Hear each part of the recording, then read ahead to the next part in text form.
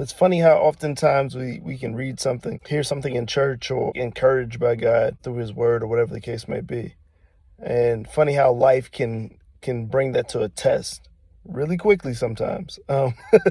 This morning, reading Romans 15:4, and basically talking about how we read scripture and how that can give us encouragement to continue to endure, continue to press on. Though we may be hopeless in a situation, though we may not see an end or a light to the end of the tunnel, right? How things written in the Bible can give us encouragement to endure. David had to wait 10 to 15 years to become king. Abraham and Sarah having to wait 25 years before they can get their promise, which was their son.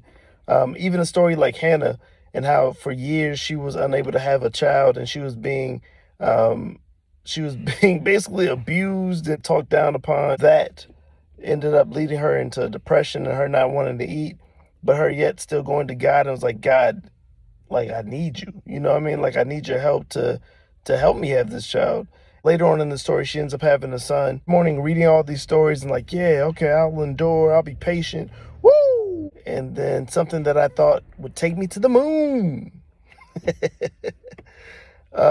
comes down crashing. Trying to remember that God is in the vending machine. That it isn't, hey, I gave you my tithes, the money in the machine, and now I press A1 and get the chips.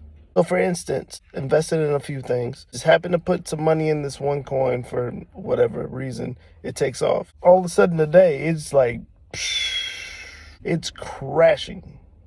And I could feel myself getting like all tense and tight. It felt like God was like reminding me like, yo, is this your supplier or am I your supplier?